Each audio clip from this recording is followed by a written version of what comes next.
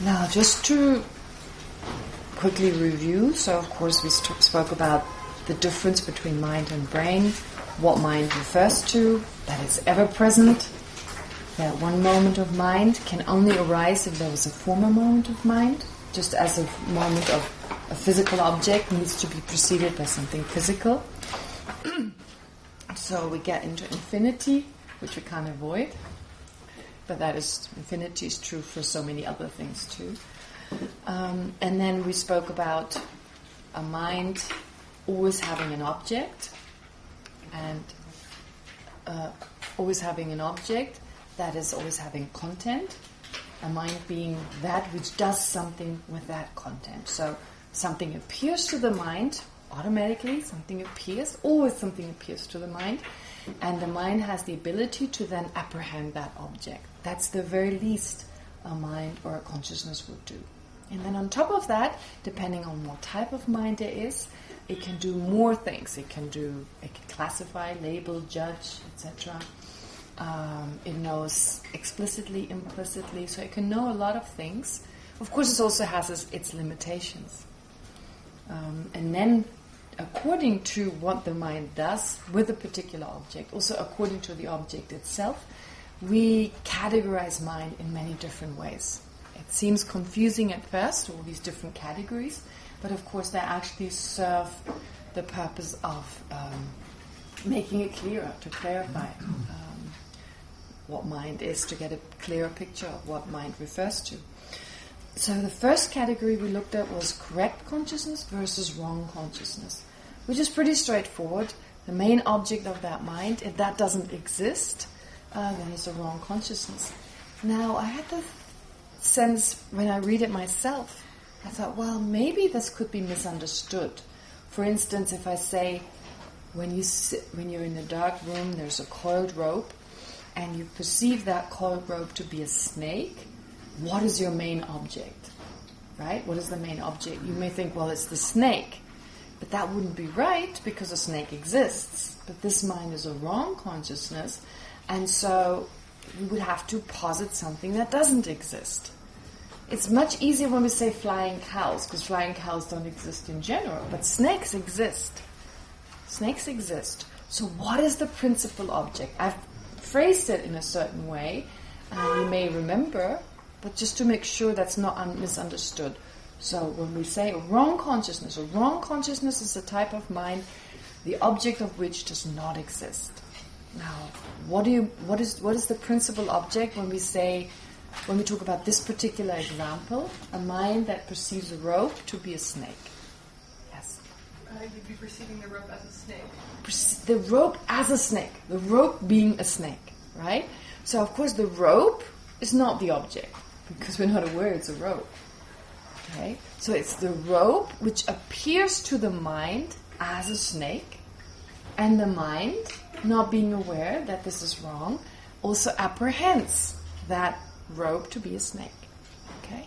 So in that way we say a rope being a snake, which of course doesn't exist. There are no ropes that are snakes.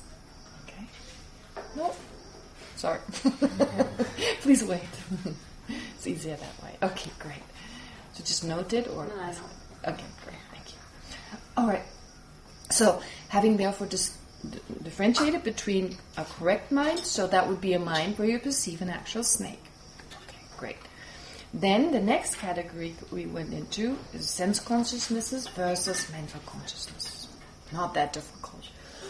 But there are a few factors. Well, I did try to find out about balance last night, but it was too difficult. I went balance for dummies. But then I usually go for balance for dummies and stuff, like anything. It's always easier to explain it really well. But then it was like a balanced lifestyle. I didn't want to read that. And then I was like, okay, I'll do it tomorrow. And then in the morning I didn't do it. So I'll go back to it. Okay. Who asked this question anyway? You asked the question. I forget now. Anyway, so therefore... Oh, that was the first question, and also balance I've not really had time to address, but maybe the first one, and I'm on it. But getting back to sense consciousnesses versus mental consciousnesses, well, the differences are in particular with regard to the objects. So the objects, in this case of the sense consciousnesses, they're very limited. Limited in time and limited in space. Needing to exist in close proximity and at the present time. Then with regard to, so that's one aspect that I've mentioned before. Another difference between the sense consciousness and the mental consciousness, with of course the mental consciousness can take to mind anything. It's not limited in what it can think of. Even things that don't exist, can think about them and make them up, etc. Versus the sense consciousnesses, they can misperceive something, but they can't make something up. And they're either right or wrong consciousnesses. They're, in our case, always mistaken. In the case of a non-Buddha, they're always mistaken, but still correct. Can be correct, can of course be incorrect. So they're limited with objects, and they need 3 causes to give rise to them. So in the case of an eye consciousness, you need a visual object, you need a sense power, and an immediately preceding moment of consciousness. This is the same for the ear consciousness, etc., in a similar way. And then the mental consciousness doesn't need an object, an observed object condition, as it's called. It doesn't need a sense power, as in like a physical sense power. What does it need of the 3 conditions? It needs an immediately preceding condition. That's all it needs. And we say that immediately preceding condition is also the empowering condition. So something that empowers the mind to arise. So you do say there's an empowering condition, but it's not like the physical sense power. It's just that previous moment. So the immediately preceding condition or the empowering condition, they refer to the same thing. Just a moment earlier, then that gives rise to a present moment of mental awareness. All right, so those were the 3 causes. And then one other aspect, which we'll come to soon, I guess. Well, I don't know, I think we will. Let me just read this and I'll see whether we will. Oh, yes. We will. All right, so many mental consciousnesses are induced by sense consciousnesses. In fact, most of our mental consciousnesses, right? Yeah, most of them, in some way or another, are affected, are induced. The word induced is clear, isn't it?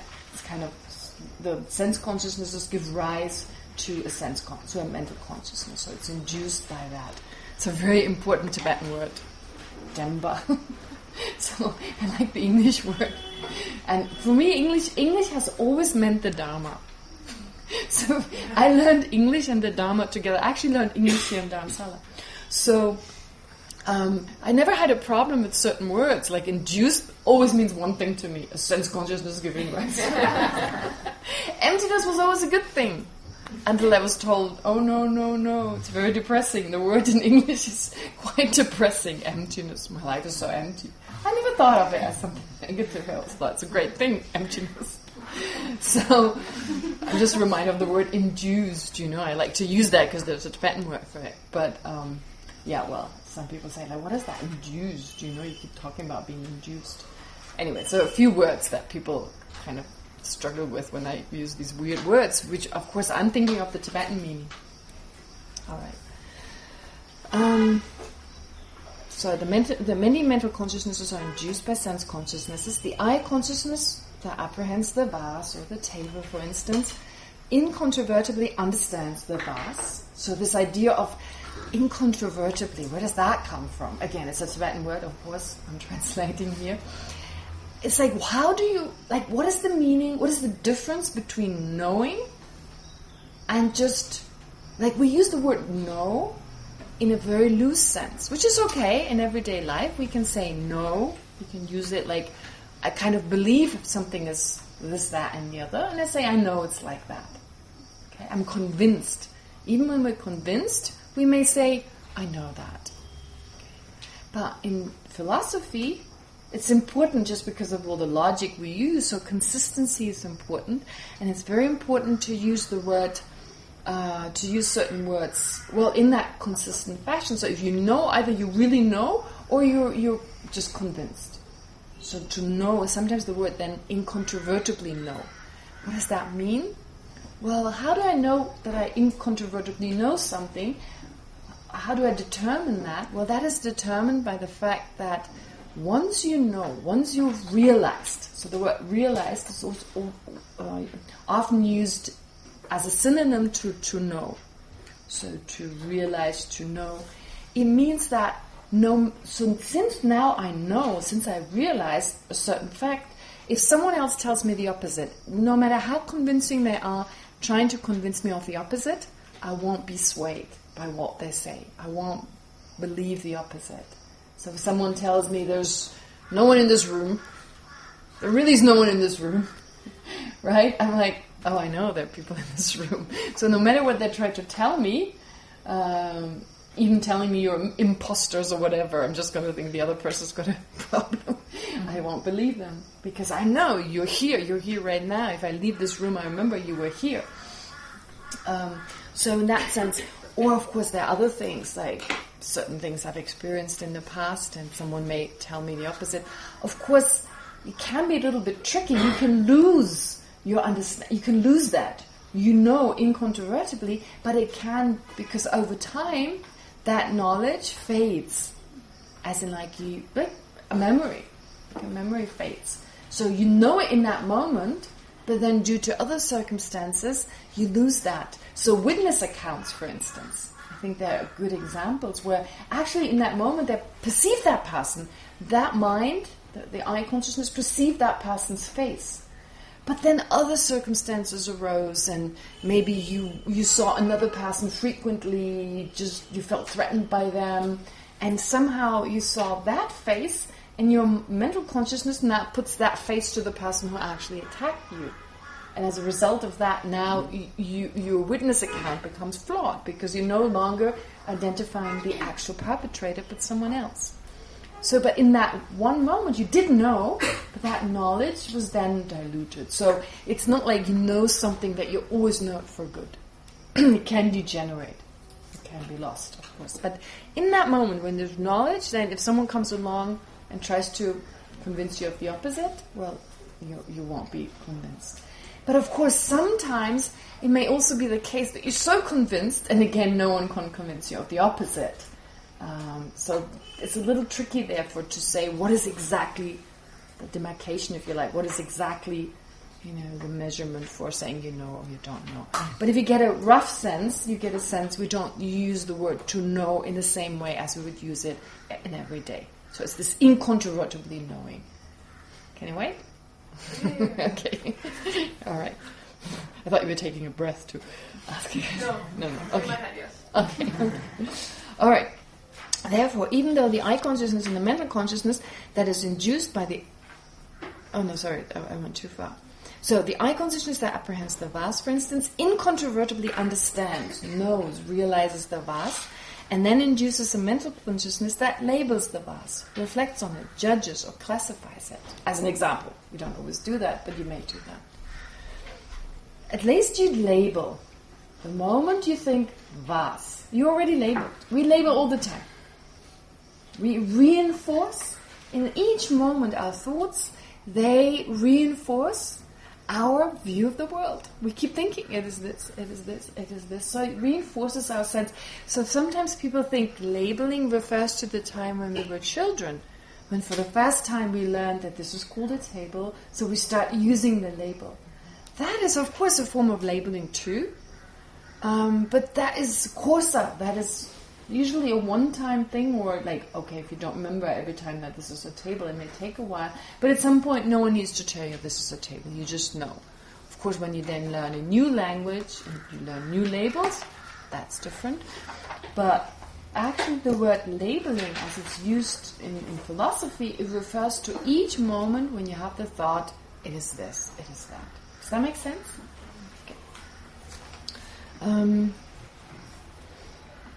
Therefore, even though the I consciousness and the mental consciousness that is induced by the I consciousness are different awarenesses, they can affect each other. Information can be passed between them in the sense that the understanding that the I consciousness gained is passed on to the mental consciousness, which then further elaborates on it. Okay, so this information passed on. since it's your own mind, it's possible for that to take place. Okay, all right. And it has to be. So in philosophy, there is not that much explanation. There's like, in the text at least, there's like a basic outline, and it doesn't really talk so much about how this process takes place. There's a lot more emphasis on the sense consciousnesses give rise to mental consciousnesses. But that the mental consciousnesses affect the sense consciousnesses, there's less explanation on that.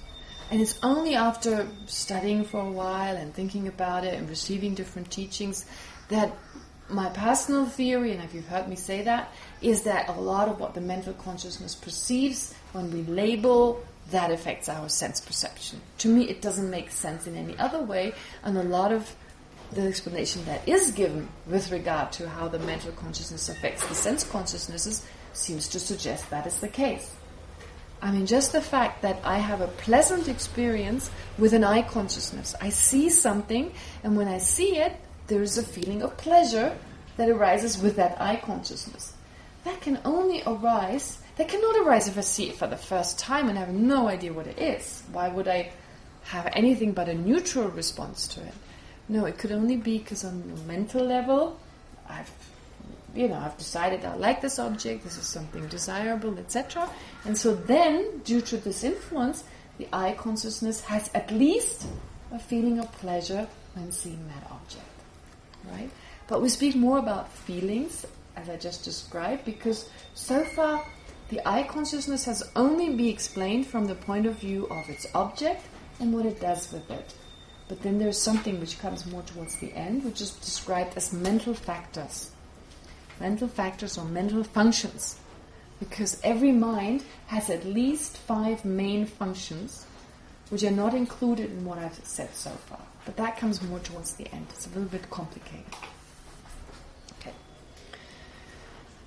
Likewise, in the case of labeling a phenomenon, the mental consciousness affects the perception of the sense consciousnesses. For instance, a mental consciousness labels vase on the basis of a specific shape and color. That is to say, on a flat-based, round-bellied object able to perform the function of holding water.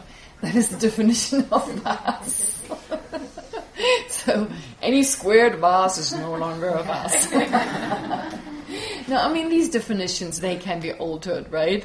Or you say it's not a vase, it's something, I don't know, it's not that important. Those are examples. Those are, you see, it's like we're not messing around with the definitions of, for instance, impermanent or consciousness, etc. Like examples such as vase. I mean, we're using the English word vase, and a vase can mean much more in English. Now, in Tibetan, a vase is just a round-bellied... I mean, it could also be the pot that they use to carry water, like in India nowadays, like that would then be a pot. Or the initiation vase, that's definitely called pumba, and that is usually kind of shaped like... It's got like a spout. Usually, it's got like a spout, and then it's like it goes round down. It's roundish, flat based. It's able to perform the function of holding water because that's what it's for. Okay, so that's basically the definition. But don't worry about that. It can also be defined slightly differently. That's what we memorize usually. This definition. So on the basis, it's just our everyday example to explain other things. Of this. So subsequently, after the eye consciousness perceived this so first you perceive the parts. So the real process would be you first perceive it for the first time, you don't know what it is. So think of yourself like when you were little. You see a shape and color. You're possibly able to differentiate it between other shape and colors, but your eye consciousness does not yet perceive vase. You don't know that this is vase, that this performs a certain function, etc. You haven't learned that yet. And then your parents, probably your parents, like usually the people who teach us to talk. And then, of course, things like vases you probably don't learn right away. So at some point, maybe in school, you learn that this is a vase. Okay? And so you label vase. And once you're familiar with it, then your eye consciousness also perceives vase. Not the term, not the word. But now, to you, this is vase. Right? It's this object, and vase, of course, with regard to what it refers to. a round belly, blah, blah, blah object, able to perform the function of holding water. So the mind just knows that, but not with words. Not in the sense of using words to know that. Right? Okay. Subsequently, the I consciousness is able to realize that a phenomenon, so after you've labeled it, subsequently an I consciousness arises, it's able to realize that a phenomenon which has these specific characteristics of being flat-based, round belly, blah, blah, is of us. Right? And then, of course, you can fool around with it, of course, like if you debate, well, is anything that is flat-based, round and bellied and able to perform the function of water, is that of us?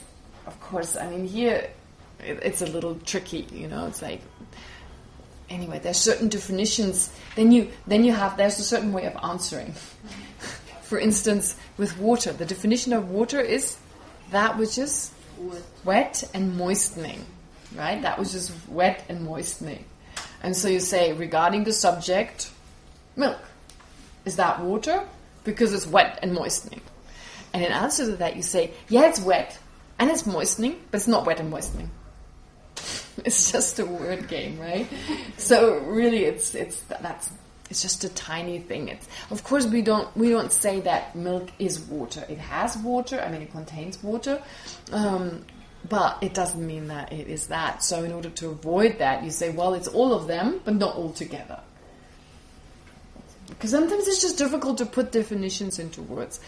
But that is more for the sake of debate, and it doesn't matter. And as I said, these definitions of objects, everyday objects, never mind them, but impermanence, for instance. The definition of impermanence, well, it can only be this and not something else. It's not like you have something that is permanent, that changes moment by moment. There's just no way around it. Like, this definition really holds. Okay.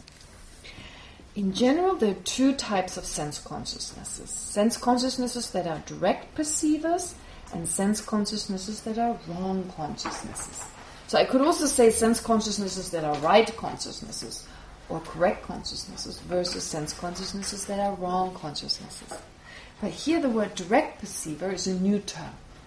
It's a word that you haven't heard before yet. So sense consciousnesses that are direct perceivers, they can be again divided into sense consciousnesses that realize their objects of engagement and sense consciousnesses that are awarenesses to which the object appears but is not ascertained. Okay, so they realize their objects, or the object is just appearing and there's no ascertainment. Again, new idea. So two new words, direct perceiver on one hand, that's one idea. And, okay, realizing its object of engagement means knowing its object of engagement. That is clear what that means so far. But then what does it mean to have an awareness to which the object appears but is not ascertained? Okay. Anyway, we go through them. It's not that difficult. So first, sense consciousnesses that realize their objects of engagement.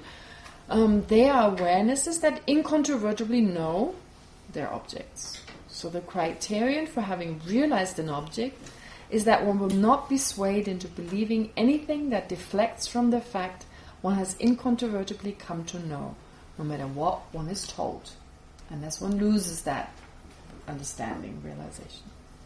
Examples for sense consciousnesses that realize their objects of engagement are an eye consciousness that realizes a vase, an ear consciousness that realizes the sound of water, a nose consciousness that realizes perfume, a tongue consciousness that realizes bread, and a body consciousness that realizes heat. It's a weird way of talking. Oh, my nose consciousness just realized perfume. I mean, Tibetans don't even talk like that. I mean, there is the everyday kind of language, like you wouldn't say that. It smells perfume, you would say. Or my nose smells perfume. You would say it like in English. Because the most obvious thing that does that is your nose. So they don't use this philosophical language. Which is why it's really funny when we are on the debate ground, because then you use the philosophical language. And when I first learned Tibetan, I had no time to learn enough Tibetan, because the course started, for me starting, the new program started, and I learned actually to debate before I learned the debate language before I learned colloquial. And so I didn't have a disadvantage. I couldn't talk to my classmates. I couldn't understand the jokes our teachers were telling because I was missing that colloquial part. So I had a TCV student sitting next to me who would translate the jokes. The rest I got, the philosophical parts I got. Because the language is so specific. And so we debated and I could speak to them, and then it was like, okay, see you, bye. I couldn't talk. And then, of course, at some point I picked it up. But it's also funny, like when we debate, nowadays, of course, the debate grounds are usually really full with a lot of tourists coming nowadays. So during the high seasons, and now they cordoned off the area where you debate. In the past, when I debated, there weren't that many people who came, so it wasn't cordoned off. So sometimes, Indian tourists would come and ask us why we're clapping our hands. The Tibetans already knew why we were clapping our hands. So the Tibetan students would also listen. They'd come close and they'd listen. And they're like, what are they saying? Great, because it was a different language. So they could hear like, Yimbatal, Mayimbatal. So they would kind of pretend, Yimbatal, Mayimbatal. But that's all they understood. Yimbatal, Mayimbatal, just it's part of the debate. You say, it follows it is, it follows it is. It's like you say that after almost every sentence. And so, even they didn't know what we were saying in many cases. Of course, they learned it quickly because it was their own language. It doesn't take that long. But like I say, you don't talk like this. The way what I just said, the nose consciousness realizes perfume. What? So I said earlier on that this is one of the obstacles. The language is so odd. But the good thing is you get used to it. It's odd once, twice, 3 times, and then that's it. It's not that bad. So sometimes we just need to give it some time to get used to this way of speaking, to then see, of course, what's behind it. All right. And this is not the worst thing, I could say. It's worse. Okay. So from a point of view of Dharma practice, sense consciousnesses that realize their objects are vital for listening to the Dharma. For without realizing at least the words of what we are taught, it is impossible to engage in the practice of contemplation and meditation. Okay? So first you understand those words at least. And then you need to put those words and the meaning together. You know what the study of debate is called in Tibetan? It's called the study of something. What is the study? What is it? What is the English word for the study of debate, of this philosophy, of this particular way of studying, where you receive teachings on philosophy, the way you do here, and then you have like every day 4 hours of debate. Does anyone know what that is called in English? No, logic. Logic, I mean, it's called logic as in like a loose translation, but a literal translation of the Tibetan word. We study tseni. Tseni, tsen means characteristic. Tseni means definition. Yeah. So the study of definitions. Tseni. So definitions as in like, that's what you start off with. Like, what does this mean? How is it defined? What is this word? How is it defined? So initially it's all about definitions. Just because oftentimes we don't understand that we're actually agreeing on what we're saying, but we're using the definitions of words slightly differently. The classic example is Buddhism a religion or not? Sometimes people ask me, is Buddhism a religion? And my first question is, how do you define a religion? What do you mean with religion? A theistic spiritual system? Right? Or whatever you have. Because like if you say it's a theistic spiritual system, believing in a creator God, then no. It's not a religion. But it can be defined so many different ways. Okay? So therefore, it just depends on your definition. So we may agree that Buddhism is a religion, but if we define it differently, we're actually not agreeing. Or vice versa. We're actually agreeing, but we think we disagree because we use the word differently. Okay? So, you've all heard that phenomena are merely labeled. That's another evidence for the fact that phenomena are merely labeled. Because if they were not merely labeled, one would be right and one would be wrong when it comes to religion. Right? We couldn't kind of define it this way or that way. If it was inherently like that, if a table was inherently a table and religion was inherently religion, that couldn't happen. It's another evidence for the fact that Phenomena are just labeled. And we are the ones labeling. Sentient beings are labeling. Does that make sense? Okay. All right. So, what does it say here, therefore? Well, we talk about sense consciousnesses, first of all, that are correct minds. Correct? Their objects exist. But even if that is the case, even if you have a correct sense consciousness, which therefore is described as a direct perceiver, okay? Why is it called a direct perceiver will be explained. Just remember the word. So a direct perceiver, you can still differentiate between a mind that realizes an eye consciousness or a sense consciousness that, although its object exists, it may realize its object or may not realize its object. So even if its object exists, it doesn't mean the mind knows its object. There is an awareness to which the object appears, but it's not ascertained.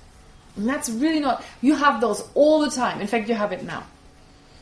You have right now sense consciousnesses to which the object appears, but it's not ascertained. What did you say? Pardon? I said, what did you say? What did I say? Oh, I said, right now, right now, you have sense consciousnesses to which the object appears, but is not ascertained. Okay. Well, let's see whether you agree or not. All right, so what is an awareness to which the object appears, but is not ascertained? Well, those are awarenesses that are necessarily sense consciousnesses. Only a sense consciousness can be such an awareness. Examples are an eye consciousness that apprehends the vast at a time when the ear consciousness is strongly engrossed. In listening to music, an ear consciousness that apprehends the sound of water at a time when the tongue consciousness is strongly engrossed in enjoying a delicious meal, and so forth. That's kind of the typical example. When like one of the sense consciousnesses is dominant, like, oh, you're enjoying that cake, right? So your sense consciousnesses are still all present. They're all present. It's not like you fall asleep and you're only left with the tongue consciousness. No, all 5 sense consciousnesses are there. But when you realize one object, while you enjoy the meal, you cannot realize the other objects. Okay, but let's see. There's more to it. So these sense consciousnesses that arise at a time when you're busy with the sense perception of a different sense object, so those are awarenesses to which the object appears but is not ascertained, because even though their respective objects of engagement clearly appear and are apprehended, now there are still kind of, the mind holds onto them, but it doesn't realize them. Okay? The sense consciousnesses are not able to realize these objects and are unable to induce a mental consciousness that ascertains the same objects. Oh, sorry. That's all right. It's all right. I'm used to it. I'm Stacy. But I know those that they fly, so I don't go after them. Okay. All right. Are you okay? Yeah, Okay. All right. Thanks. So even though their respective objects of engagement, they clearly appear and are apprehended, the sense consciousnesses are not able to realize these objects and are unable to induce a mental consciousness that ascertains the same objects. And that gives rise to memory. You won't be able to remember that your eye consciousness had that appearance, but there's no later on, there's no mental consciousness. And when I say you remember, this is usually to do with the mental consciousness. If there was no mental consciousness that registers or ascertains that object, then although your eye consciousness has an appearance, but that's it. So that's a little difficult. How do you know this happens? Again, this is for someone who watches the mind. They can differentiate between these different awarenesses and they become aware of it. Right now, we don't. Okay? But anyway, so for us it's just theory. Not even sure it's true. So hence later on, when we're unable to recollect what we've seen, heard, hence later on, we're unable to recollect what we've seen, heard, smelled, etc. Right? All day long, there are all these different sense objects that we're bombarded with. How much of that we remember? Well, how much we really register? Okay, how much goes all the way to it's impossible. We'd be overwhelmed if we were trying to pay attention to everything. I mean, right now, I'm telling you, there's one sense consciousness you're probably not aware of. Like, it's an awareness to which the object appears, but it's not ascertained. It's just tongue consciousness, right? There is a taste in your mouth, right? But it's neutral to you right now, because it's just the usual taste when you're not eating something, unless you have like a really funny taste. If I gave you all a piece of chocolate, like Swiss chocolate or Belgian chocolate, then your awareness would no longer be an awareness. Probably your consciousness would turn into an awareness towards the object you must be enjoying. Never mind, let her talk. Right? I still enjoy it. All right.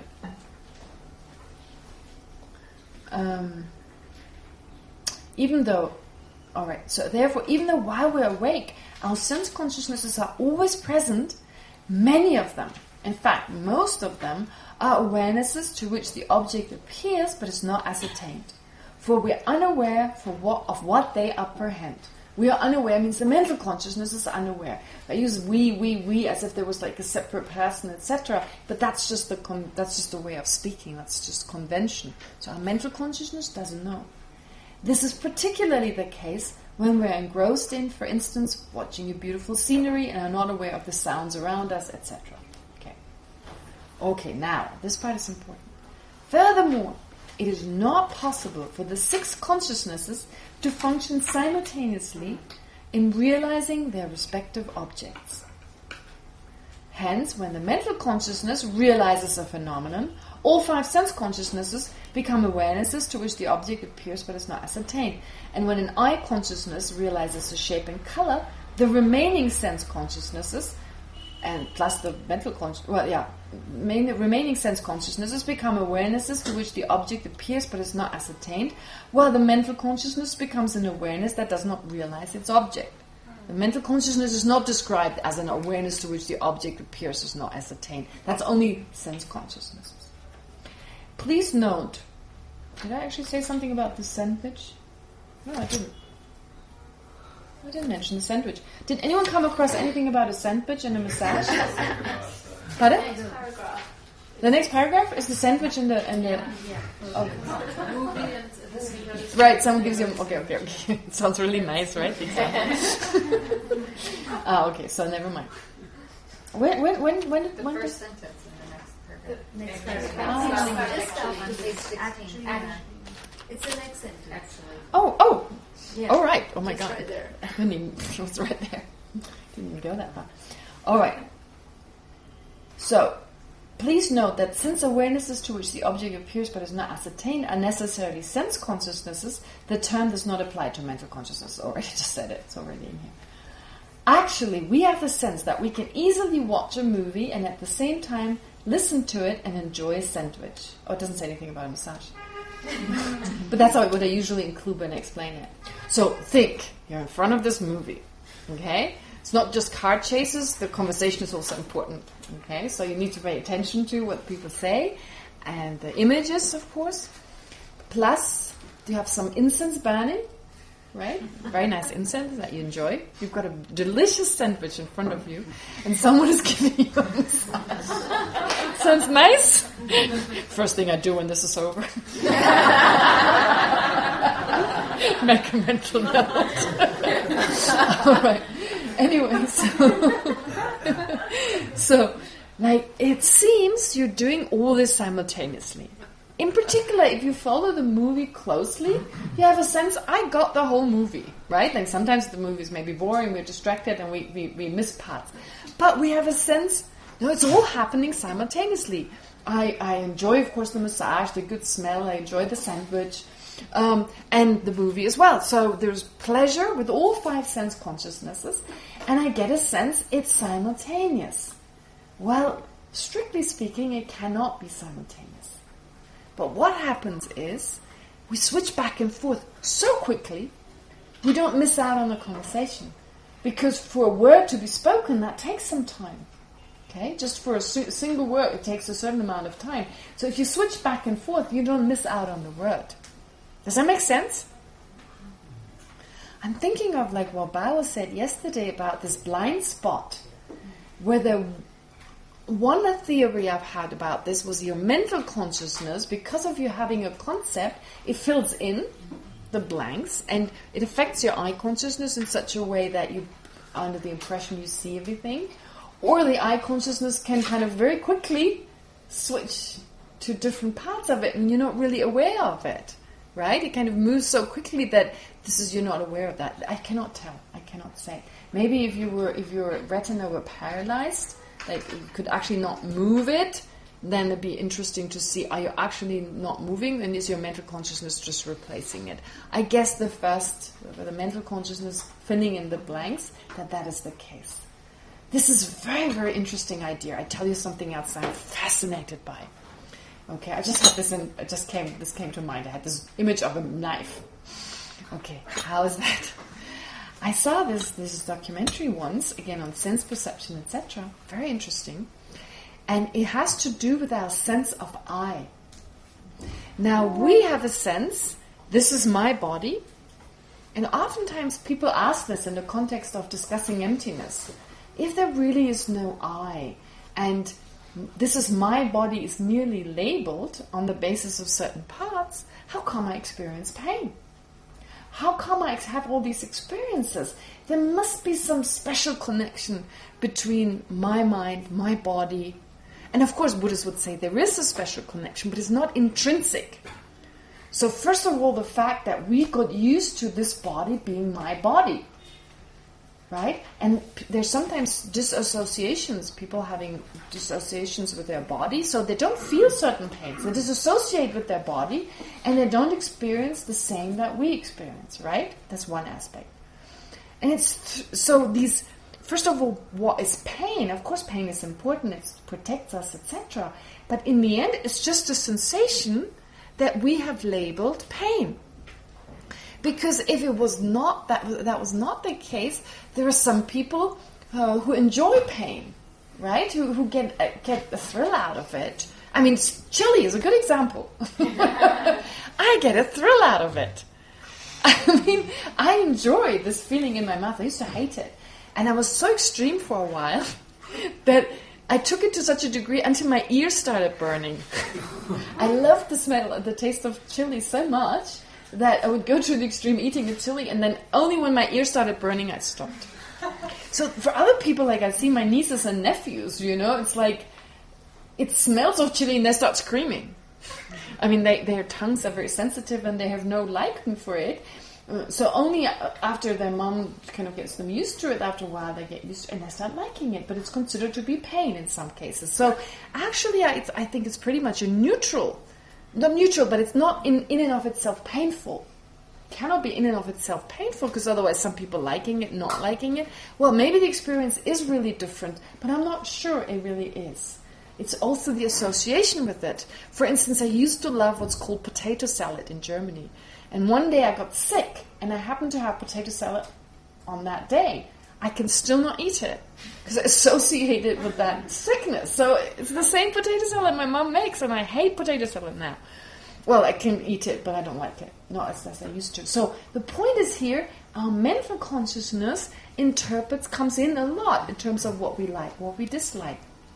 Now, with regard to pain, sometimes when you're asked in the meditation, for instance, when you start having pain, the meditation facilitator, the leader who leads the meditation, so that person tells you, watch the pain. Just watch the sensation. Now, of course, not to injure yourself. Don't do it for too long. If you don't move for a long period, you may actually injure your knee, and you don't want to do that. But to a certain degree, we can all stay with the pain to just get to know that this pain, it's just a sensation, and it's very much the labeling that comes in. So in that way, we learn more about the fact that our mind's association with this body has a lot to do with habituation, familiarity. Now, I tell you what I saw in this movie. What they did was, in this documentary, they gave people, what do you call those? Virtual reality. They gave them these virtual reality devices, goggles, whatever you call them. Right, you put those on. Okay. And so, what happened was, what they saw through these glasses, through these devices, when they looked down upon themselves, they saw this body, which was actually the body of a dummy, of a mannequin. You know, like a mannequin, like you have in stores. So when they looked down, it was not their own body, but it was the body of a doll. Okay, very realistic, everything. And so they asked this person to look down and kind of grow familiar. Like every time they looked down, there was this body of this mannequin, right? Of this doll. So for a while, they started to get used to it. And this mannequin, of course, there was a camera attached to a mannequin. So somehow every time they moved their head, they actually saw this mannequin that was standing there. And then someone took a knife and inserted it in the mannequin. And after they had worn these devices for a while, they went, oh! And some reported they experienced pain. The pain of being stabbed by a knife. Now they weren't stabbed by a knife. But it was their mental consciousness had made this connection, my body, for long enough. I don't know how long they made them do that. But it was long enough thinking, my body, right? And so you go like the owner, like, oh. And I mean, the shock, first of all, someone inserts a knife, but some experienced pain. Very interesting idea. And there's, of course, this other experiment. When you put your arm, one hand you put here, then there's like a divide, and then there's a doll's arm. Okay? There's a doll's arm. But you see, because you don't see I don't know how it works exactly now. I have this documentary, actually, can give it to you. So you don't associate this doll arm with your own arm because you see a mirror image of your right arm and you believe your left arm to be there. And someone hits the doll's arm and people go, ah! And they pull away their hand because they believe now their own hand was hit. And also there's some treatment for people with phantom pain when the limbs are cut off. They show a mirror image because the brain is under the impression, I say the brain, I should say the mind. The mind is under the mental consciousness, is under the impression that the arm is still there, and so nerves kind of fire away. The mental consciousness gives rise to the brain doing so. But if there's a mirror, with a mirror image, you mirror the hand that you actually have, and you kind of do it in such a way that the mental consciousness, the eye consciousness, and then the mental consciousness perceives the left hand that is missing. It's actually the right hand is a mirror image. So you see it as your hand. The pain stops. The pain stops in that moment because there's nothing wrong with that hand. You just perceive a hand. And so that pain stops. See, very interesting. Because now you associate it, like the body is complete and the pain stops. So there's a lot of stuff happening with our mental consciousness. So scientists would talk of just the brain. Buddhists would say first there's the mental consciousness, that gives rise to certain physical happenings in the brain, and that of course then leads to the stoppage of pain, which is perceived by the body consciousness, right? Or certain sensations which are picked up on, tangible objects that are picked up on by the body consciousness. So what we think is so real, it's really just, I think, my body, because when I touch it, but really, this is what Peter Russell says in this very interesting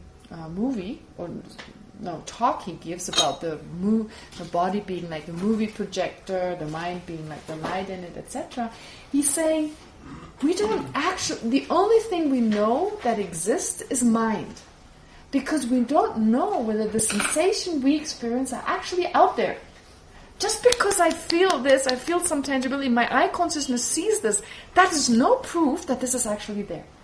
Right? You go, whatever, you use your five sense consciousnesses to perceive, let's say, your arm. Just because you say, oh yeah, it's there because I can touch it, I can smell it, I can lick it, taste it, I can see it. Actually, you don't know whether there's just a consciousness there, perceiving that without that actually being there. Okay? Is that the Cheetah Mantra school? Yeah, that would be very much the Cheetah Mantra. That would be very much. He kind of says, but that's very good. That's very good. It's a very good challenge. The Cheetah Mantra, which is a philosophical school that says there's only mind and there's nothing out there. Okay? It's a very interesting school. But even the Prasangika, when you learn about the Cheetah Mantra, it's said to be a lower school. That is not a final school. And then later on you move on to the Prasangika. But you never move away from the Prasangika, from the Cheetah Mantra as far as you may believe you would. Really, a lot of Prasangika sounds pretty much like the Cheetah Mantra. Except the Cheetah Mantra says the mind is truly there. There's just mind. The objects don't exist. The Prasangika says nothing really exists. At least not inherently. Of course things exist, but not in that inherent fashion in which they appear. Of course they exist conventionally, but we just are not aware of that. Okay? All right. Anyway, I mean, Peter Russell, I really liked his talk, the way he talks about it. It's so convincing. The global brain. Oh, he wrote also a book about, I think, I don't know what it's called. I downloaded one of his books, but I forget now what it's called. I remember like years ago, I was in Israel. Actually, I came across this in Israel. I was fascinated. I watched the whole talk he gave and then read parts of his book and then integrated it in one of my talks. So it's been a long time since I looked at it, but I come across him every now and then. So, very interesting idea. Not Buddhist. He's, I think, a physicist, mathematician, and philosopher. Not sure. Anyway, what I'm trying to say is like these experiments, such as with the hands, the phantom limb, and all that, they suggest that this is my body, that I experience this pain. It has to do with our mind. It's mainly the mind. Our mind creates our reality. And very liberating again. Coming back to this, right? Very liberating, of course. Okay, great. I just wanted to mention that in terms of our perception of the environment around us, our perception of our body, for instance. Body. Wow, perception of our body. It's so all over the place in the West nowadays. It's amazing. Such a weird body image. All these eating disorders that happen because of these unrealistic photographs of women and men. I mean, they're all photoshopped. I mean, they won't survive, these models, you know. They don't survive if they look like that. Their hips are just too small. They'd suffocate. Barbie could never survive. I'm a fan of Barbie. All over. I grew up loving Barbie. My mom was totally anti-Barbie. I was for Barbie, and I never lost that. But the point is, it's ridiculous. But the point is that this is giving us an unrealistic body image. This whole obsession with the body, it's extreme. And we lose touch with our body and experience a lot of problems because of that. And I believe these aspects here can maybe put us back in touch with our body, where we have a less extreme, we identify less with our body. It's just a part that we've taken on for some time. It's ever-changing. And the mind creates that association with this body. Right? Anyway. It's a vehicle. It's just a vehicle, yeah. Very important vehicle that we should cherish. So in Buddhism, there's not you wouldn't say, like, for instance, asceticism. The Buddha himself engaged in ascetic practices, which I consider to be an extreme. After his overindulgent lifestyle, he engaged in an ascetic lifestyle, as showing those are two extremes which you want to avoid to then practice the middle way. But your body should be cherished. You should keep it healthy. You should sleep enough, eat good food, exercise, all that. But the main purpose for doing so is to have a healthy mental consciousness and to be of greatest benefit to yourself and others. So when we hear bodhicitta and giving yourself up for the welfare of others, don't misunderstand that. It doesn't mean you starve yourself. No. It's like, the only example I have to give is a mother. A mother tries to keep healthy, gets rest when she needs it, to be able to be there for her children every day.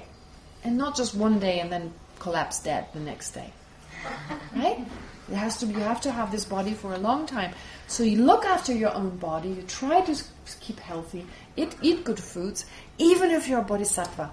When others benefit, that is your benefit. You're mainly concerned with the welfare of other sentient beings. And you're only keeping well for the benefit of others. So to keep strong and healthy, to be able to continue doing this for long enough. So there's no contradiction to eat healthy and be healthy, look after your body in a sensible way. You do so for the benefit of all sentient beings. It'd be an extreme to say, like, I'll just work for sentient beings, I won't sleep. That's stupid. You can only work for sentient beings for 1 day or 2 at the most. And then if you don't go, if you're lacking sleep and food, of course in extreme situations you may offer your food to others if it means they starve otherwise. Okay, but those are extreme situations. Normally you're not encouraged to sacrifice your body. Okay? So despite all this love and compassion, it goes along with wisdom. Sorry, this is a little bit out of, but the body image and all that in the West, yeah, it is, I think it's important, especially if you feel you're affected by it. Okay. All right, so, therefore, going back to the movie, thus it may seem that the different awarenesses function simultaneously in realizing their respective objects, but in fact, they are switching from an eye consciousness that realizes its object to an ear consciousness that realizes its object, etc., so rapidly that we experience the illusion that they're operating together. Okay? Like these lights. Tick, tick, tick, tick, tick, tick, tick. It seems they're all lit up at the same time, but they're lit up one after the other so rapidly that to us it seems they're there at the same time. Okay? All right. From the point of view of Dharma practice, during the time of meditation, we need to transform our sense consciousnesses into an awareness to which the object appears but is not ascertained. Alright, so during our Dharma practice, except, and that was your homework. I totally forgot to quiz you on your homework. What happens when you do breathing meditation? Remember? I just remembered. I said, I think 2 days ago, before the lunch break, I said, what happens? Oh yeah, your mind was already elsewhere. Your mind was already down. So what happens when you do breathing meditation? Here I'm saying, in general, when you meditate with your mental consciousness, it's best for the sense consciousnesses to become awarenesses to which the object appears but is not ascertained. Instead of, there's a piece of bread in front of me. It's squared. Right? When you got like an elaborate pattern in front of you and you start seeing all these details, you can't let go. That would be an example where your eye consciousness has not become an awareness to which the object appears but is not ascertained. And obviously your mental consciousness is busy with the color and shape in front of you. We all know what that feels like. But ideally, you try to keep your eyes open. All right, and sometimes you can do that, but other times it's too disruptive. Okay, if you close your eyes, we're used to falling asleep, so when we close our eyes, we go into this drowsiness. But sometimes we're too disrupted if we see things around us, so we close our eyes. But when you do breathing meditation, what happens when you do breathing meditation? What is actually happening? Tactile. You're observing like the sensation. Okay. So the sensation of the breath, either at your nose or at your belly. Which one do you prefer? Do you prefer at the nose or you prefer in your belly? You see, you know what's actually considered to be better? Belly. Belly is considered to be better. You know why? Because it's further away. Well, because it's very important that we take deep breath. Deep breaths are very important. So especially when we're stressed out, your breathing becomes very shallow. You don't breathe enough. And because you don't breathe enough, you deprive your body of oxygen and it's more unhealthy.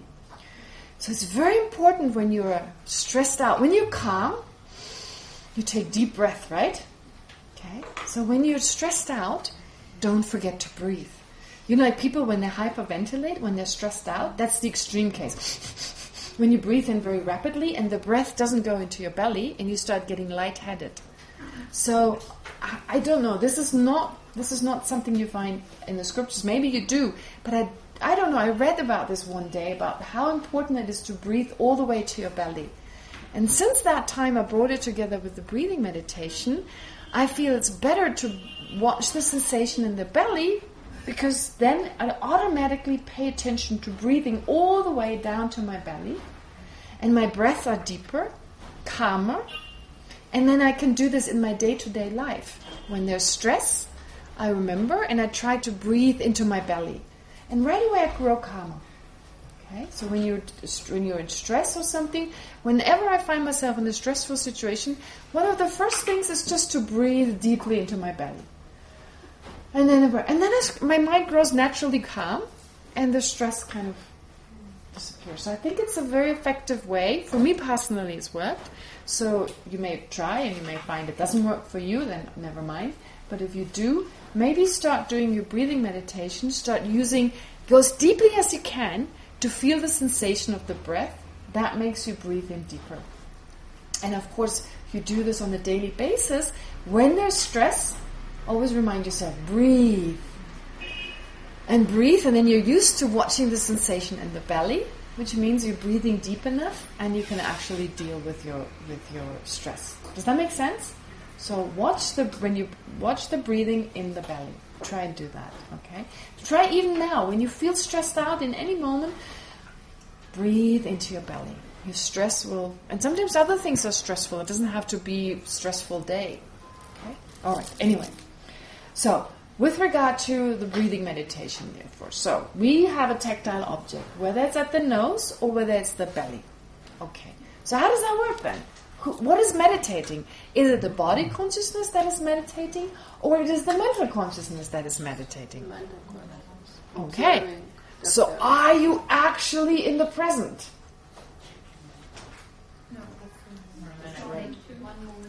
You're 1 moment behind. So the whole mindfulness thing, like the whole advertisement, be in the present, it's kind of a little bit later. So you're as close to the present as is possible, right? This is called this advertising. We are doing mindfulness. Be in the present. Enjoy the like this. You never really. I mean, you're as close to the present as it gets. So basically, your body consciousness picks up on the sensation, where it's aware of the sensation in your belly, and then that's passed on to your mental consciousness. Are you aware of that? It doesn't feel like it, right? It feels like the mental consciousness is watching the breath. So that shows, again, we're not aware, we cannot differentiate between body consciousness versus mental consciousness. And they rapidly switch. But that's fine. That's why I think it's one of the reasons also why it's not recommended to always do just that. To visualize something is better. Because in that moment, not better in all situations, but one reason they say is just if you think of a Buddha, there's also this joy, there's virtue, you have a virtuous kind of mind, being inspired, etc. If you're really inspired, unless you're like, ugh, another Buddha. But usually it's kind of like, there's a sense of inspiration, so it becomes a virtuous mind. But my theory is that it's also to do with like totally shutting out your sense consciousnesses. Because in that moment, even your body consciousness becomes an awareness to which the object appears, but it's not ascertained, and it's only a mental consciousness. And that's why, in this tradition, I don't know whether that's why, but in this tradition, the breathing meditation is not really emphasized a lot. But as Westerners, we find it difficult, and we often opt. And of course, initially, it is good to use the breathing. For reasons I just explained, if you focus on your belly in particular, in stressful situation, you breathe properly, it's all fine. And you can still continue doing that, but maybe also start visualizing. Like visualizing just the enlightened Buddha in front of you, however simple you can do it. It's a great practice for your concentration. And just because you don't like to do it, well, especially because you don't like to do it, do it! Right? Especially because you don't like. So sometimes, our attachment comes in everywhere. So with our meditation, people want to do mindfulness meditation. They get so attached to vipassana, as it's called in other traditions. In the Tibetan tradition, vipassana means something slightly different, but you all know vipassana, right? Very effective type of meditation. I can highly recommend it. But just that's like eating only fruits. It's not balanced. You need to balance it with other things. So I believe, you may of course disagree, but it's really just focusing. What about the analytical aspect? Like really changing your mind, as in like looking at my own mind, discovering things I've done or emotions that arise, and then when there's anger, does the anger help me, etc. Using analysis, and that's difficult initially. It's difficult because our mind may grow very disrupted. And we're so attached to the blissful state of just not thinking. We get attached to that. In fact, the other day, I heard some days ago, a lot of people died on Mount Everest, and so they interviewed some people on the BBC. Again? No, not while before you came into retreat. So no, you're proud about that. So a lot of people, it was very crowded, etc. So they interviewed someone, why they do this, why they do this to themselves, basically climbing up this mountain and risking their lives. And one person said, my life is so in danger, and I have to be so focused on what I'm doing, I can stop my constant thoughts. I experience peace. Right? We experience a lot of our lives are full of stress and full of impressions all the time, and then the internet gets faster. Really, that doesn't help. It can quickly go from one website to the next. So one thing after, and it stresses us out. There's a lot of stress. Our mind can never really grow calm, and we go from one thought to the next, etc. And it's tiring. Really, our stress is not the external. The stress is the response of our mental consciousness. If you're innerly calm, you can stand in the middle of McCraganj on a Sunday and go just as calmly home, or in Times Square on any day of the week, and go home and be totally chilled and calm. Because you're not affected by it. You're totally focused. The problem is that our mind goes here and there and here and there, and we're so influenced by the external, and we cannot learn to leave it out. So people go rock climbing. And this is not true for everyone. I don't think I'd be the kind of person who would feel happy doing that. Just the thought I have to move. Anyway, so I'd get cold. But no. But like for someone who enjoys, that physical challenge, etc. And what they said was the fact when you're on these mountains and it's like your life depends on it, and you're in these extreme situations, your mental consciousness, the coarse kind of thoughts, they have to stop. You can't. You're so exhausted. And that relief, that peace of mind, you're actually risking your life to have that experience. That is scary. That is really scary. And so people grow attached to it. It's an attachment. Of course, we attach to any pleasant feeling, right? Just stopping this constant thinking, we grow attached to it. We don't want to let go. With meditation, such as just focusing on the breathing, you feel blissed out. We get attached to it. And that's fine, but you never progress. You just stay in that state. It's wonderful, it's blissful, no thoughts. Stopping your thoughts is not a solution. Stopping your thoughts is like taking a sleeping pill when you can no longer bear it. But you haven't dealt with the problem yet. So it's understanding how phenomena really exist, how my certain emotional states are not in accordance with reality, with this gentle approach. Right? Gentle approach, not like starting, I'm so bad, my anger. No, that's just another negative emotion directed at yourself. No, in a very gentle way, we can actually remove those rapid thoughts in a natural fashion such that they never arise again. And there are techniques for that. So there's no need to climb on Everest. You can, of course, if you're still into that, but not for that reason at least. Okay? Great. All right. Now, going back to, therefore, what I said about meditation. So the ideal case would be your mental consciousness is active and you're able to transform your sense consciousnesses into an awareness to which the object appears but is not ascertained. And I force you with those 17 panditas to do that every morning. 17 of them. And I take a break in between to allow the boredom to set in. And you're not the only one. You're not the only one. Okay, great. All right. Okay. So, therefore, you're learning to ignore and shut out the stimuli. So, you basically, during the meditation, we need to transform our sense consciousnesses into an awareness to which the object appears but is not ascertained, by learning to ignore and shut out the stimuli they provide in order for the mental consciousness to be able to meditate free from distractions. To ignore and shut out, that sounds a little kind of brutal, but of course you know what I mean. It's a gentle ignoring and shutting out. Okay. Now, those are, therefore, just to summarize, we talk about correct sense consciousnesses, which, since they're sense consciousnesses and since they're correct, we call them sense direct perceivers. Sense direct perceivers. So they directly perceive an object. Direct hasn't been explained. Why direct? But I already kind of mentioned it a little bit, as in like, what's there, what appears in front of you, that directly appears with all the details. So it directly, you don't have to generate an image of that through memory, for instance. No, it directly appears, and you perceive it. Here the word perceive means you're correct with regard to the object, right? There's an apprehension of something that does exist. When it's a wrong consciousness, you no longer call it a direct perceiver. That's just the vocabulary, okay? Monsoon in Tibetan, Lorig, monsoon, yeah. All right. But then you have, of course, sense consciousnesses that are wrong consciousnesses. We've already gone through them to a certain degree, but here's a little bit more detail. Examples of them. And they're also important because we're fooled by the things around us, and also to be aware when is it an optical illusion and when it's really the case. So it's good to be aware of how mind works. Sense consciousnesses that are wrong consciousnesses are awarenesses, the objects of engagement of which clearly appear but do not exist. So a wrong consciousness is a mind whose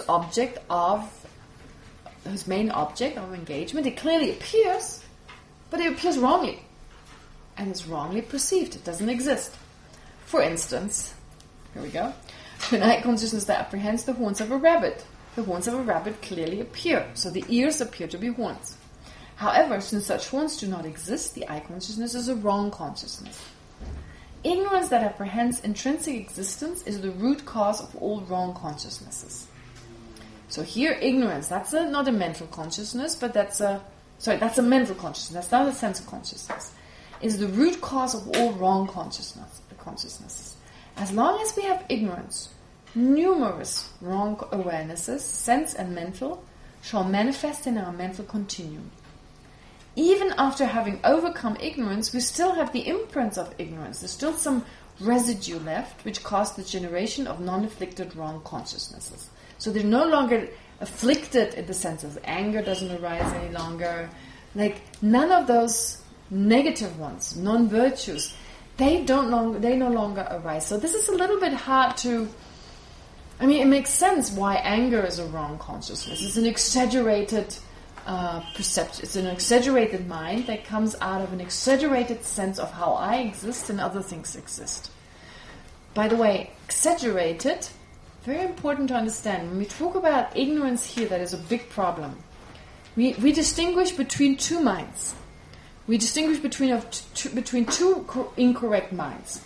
One perceives something that does exist as non-existent, and one perceives something that does not exist as existent. Okay. Now, the root misperception, what does it do? Does it perceive something that does exist as non-existent, or the other way around? The other way around, right? So, our root misapprehension of reality is a mind that exaggerates. Exaggerate in the sense it perceives something that was never there. It perceives something that was never there. So our tendency is to exaggerate. Our tendency is not to deny that which exists as being non-existent. We do that with karma and past and future lives, possibly, yes. But our wrong views are a lot more wrong views which exaggerate, which add a little bit. Does that make sense? So if you watch your own mind, when we go into extremes, it's like either this person is extremely good or extremely bad. Okay? Neither. There's something in the middle. When we're attached, when we don't care. All right. The only time it's kind of get a little bit balanced is we really don't care about them. We don't see any particular bad qualities, particular good qualities. We just don't care. We're indifferent. But usually, our relationship with other people are governed by, if we have a relationship, attachment and anger. And the attachment doesn't have to be like, can't live without that person. It's not even, it doesn't go to that extent. There are very subtle forms of attachment, right? And we are so good at getting attached. Oh, we're so good at it, right? So good at it. Like, no one has ever praised you, right? you're good without praise. And then one day someone praises you. Before you know, you can't be without it. Look at like the greatest example to me are famous people. At some point they were not famous. No one knew them. No one knew their name. I mean, a few people knew them, but just like us, and a few people know us. We have a few Facebook friends. I mean, usually don't know all the Facebook friends. I don't even know you. So the point is, the point is that people like who are famous are such good examples. I mean, they were fine. They were very happy and content to a certain degree. They were never famous. Fine, they were happy. And then they got famous. And the mind right away gets attached to that. Oh, it makes me happy. I cannot be happy without that. And then the whole life is about staying famous. And then, fame goes up and down. One movie is great, you're really famous, but of course it doesn't last. It doesn't last. The fame never lasts. A new one comes. And in this one you do badly, right? What is it called in Indian? Flop, right? It was a Bombay flop or something. Bollywood flop, yeah. Bollywood flop, right? I hear it sometimes, Shah Rukh Khan, something was a flop. And the other one was a blockbuster, etc. So there are flops and blockbusters. So it goes up and down and up and down. I mean, their lives are basically because of the attachment. Not in all cases. I'm pretty sure there's some really equal, kind of leveled out. Okay, never mind. I think maybe Amitabh Bachchan, he's pretty cool. Don't know. But, I'm not sure. But the point is it's up and down, up and down. So, because of this attachment, so previously it wasn't there, and now, drinking problem, alcohol, I mean, this is huge, because you really can't control this. If we're not famous, if we're attached to certain things, that way can we control a lot more, but we can't really control other people. So very difficult, this type of attachment. Terribly painful. Especially with modern media nowadays and rumors, etc. But this is just an extreme example. You can watch your own mind. Watch your own mind. How quickly we get attached to the tiniest thing. Sometimes just one thing. We're all drug addicts. In a sense, we're all addicts. Our mind all works like we're addicts in a certain way. We're addicted. So what we call addicts is, of course, the extreme example. And I'm talking about mental addiction. We're actually, to a certain degree, all addicts. We're all junkies, to a certain degree. And I'm not judging here at all, but if you become aware of it, it's much easier to let go. You find yourself being attached, and you go, remind yourself of impermanence, let go. Let go. And your relationship with other people are so much less complicated. Because if you don't become attached, you have a certain respect for that person. So you never allow yourself to become emotionally so involved that anything they say can hurt you and anything you say hurts them. If you keep a bit of a distance, they will too. And then they will... Not in all cases, okay. All right, okay, not in all cases, you're right. But from your side at least, sometimes, usually romantic relationships, it doesn't happen. But friendships... Oftentimes, depending, of course, on the friend, but oftentimes if you hold a little bit of a distance and that respect is still there, then it gives the other person that opportunity. So to not lose respect. I cannot put it in other words, but there's any friendship is a good friendship when you don't start to control the other person. You're not trying to control this. They're with you, nice. They're not with you, nice. So that is so important. So if you become a little bit more aware of how the mind attaches itself right away, you can actually stop that process a little bit. Make it less intense. And your relationships will always be happier. In fact, people will be much more likely to be your friends. The more you attach to a friendship or something, the harder you have a problem. If you really want to have a friend, that attachment, people pick up on it, they feel suffocated right away, and they keep away, they stay away. Right? And you have a lot more friendships because you allow people to breathe and you show them true respect. You can tell, because you're not attached, your interest is not at the forefront. You're not expecting anything and you can fully give. Fully give. One of my favorite stories now, I'll tell you a story because it's been long. I really like this story. There is a French lady who had a relationship with a French guy. So they had been here for many years. And they had been a couple, for many, many years. Very kind of, they've been together forever, kind of like no one knew it any other way. Anyway, this French guy, he one day went somewhere else and he met a lady, a Korean lady. And the Korean lady, very kind, like different from the European way, very gentle, like the kind of this Asian kind of gentleness and friendliness. So she totally embodied that. And he was very much smitten by her, very much, yeah. And so he kind of had a crush on her. And he kind of left. I don't know all the details, but anyway, he was back with his long-term partner. And he kind of told her, look, I met this woman, okay? And she was like, okay, sure, not terribly happy about it, okay. But she was like, okay, all right. She practicing, she was really making an effort to use her relationship as a part of practice. And so, although she wasn't totally comfortable with it, but she was like, all right, okay, sure, if it makes you happy, and so don't keep it a secret. And he's like, yeah, okay. And so he couldn't help it. He went back again and again to be with her. So the relationship became stronger. And the French woman, at some point he tried to hide it, but she found out and she said, please do not hide it. Be honest with me. I'll try and support you. So it was hard for her. She lost a lot of weight. And I translated for her with some lamas. She saw their advice, and so they were, of course, give her freedom, etc. I mean, they were not attached. It was easy for them. So it was easy for me to say that, But she really practiced that. She was amazing. He was like, oh, I can't be without her and stuff. And she's like, okay, I'll support you. I'll help you, If it makes you happy, I'll let go. And it was really difficult for her, but it was such a practice, such an intense practice. And so it went back and forth, and eventually he decided to leave and be with her. And so she helped him to pack his suitcase. Yeah?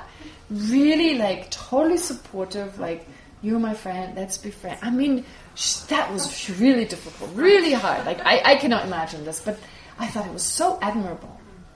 She let him go, right? She saw him off, okay, he left.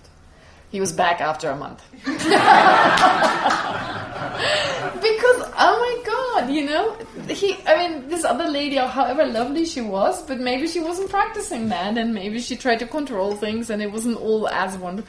And she had so fully shown her support and really stepped back and just put him before her. And where do you find someone like that, I think it was, a month is exaggerated, but 3 or 4 months he was back, and now they're together again.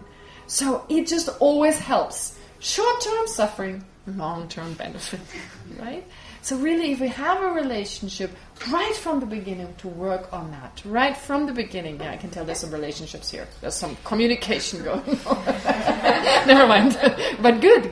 If they're both of you here, very good. There's some communication. I'm kidding. I have no idea what I could do on another occasion. No, I'm just kidding. So, wonderful. The Dharma is a wonderful... I'm blushing myself now. So, the Dharma is a wonderful place to practice this, detachment and true respect for the other person. And those are beautiful relationships, very important. So attachment is always painful. Watch your attachment. And our minds we're like these little animals that come out in the monsoon. What are they called? Leeches. Right away. When I see a leech, or when I have it on, sometimes they stick to my leg, and I can see them kind of wiggle around, going whoop, and I'm like, that's my mind. My leechy mental consciousness, right? Okay. Anyway, so therefore, what I'm trying to say here, what I actually came here to say, was ignorance. It exaggerates, and that leads to exaggerating awarenesses such as attachment and anger. And in some tradition they say craving or attachment, it's just like a similar functioning, they are the root cause of all our trouble. And it is. After the ignorance is really attachment. And we're angry with those who threaten our attachment. Anger arises really after attachment. Attachment to self, attachment to happiness, attachment to what is mine and what is me. Okay? So, therefore, it's always an exaggeration. It's always a sense, this makes me happy, cannot give me happiness, or this is responsible for my trouble, in the case of anger. So, we're always exaggerating, we're always adding more, and that's our problem. And therefore, all our wrong perception, it also accounts for the fact that we perceive things as inherently existent, also accounts for the fact that we perceive that which is always changing as being permanent. Because there's some consistency, some solidity if things are permanent, if they're unchanging. If they're changing all the time, what is there to hold on to? So also our sense of our attachment also is a result of holding on to permanence. Onto holding something that you can actually hold on to. Something that just remains the same. Again, not realistic. Okay, great. But even our misperception when it comes to the sense consciousnesses, even they are said to be a result of ignorance. But that is not so straightforward. So the afflictive emotions that are all wrong consciousnesses, that they arise from ignorance, that's much more obvious. Bao asked how that takes place, and so I explained this, so how you got from one step to the next. But how can an I consciousness, perceiving the horns of a rabbit, be the result of our ignorance? It's not as straightforward. There, it's kind of an indirect way. My mind right now, my mental consciousness, my misperception of reality is always coming in, is always influencing my actions, and therefore my actions are karmic actions, actions that are within samsara. Even my love perceives the other person as inherently having happiness, as inherently being a person. So right now, because I haven't realized emptiness, all my minds are affected, are actually samsaric minds. They're all influenced by the misperception because everything appears to me as inherently existent. And every cause, every action I create leaves a residue. So with every residue, I'm creating my future. And positive actions lead to a positive samsaric future. Negative ones to a negative samsaric future. So as long as I'm in samsara, of course I know what I choose. I want the positive ones, right? But even those positive ones, like human rebirth, for instance, a very positive kind of rebirth, because it gives you a lot of opportunities.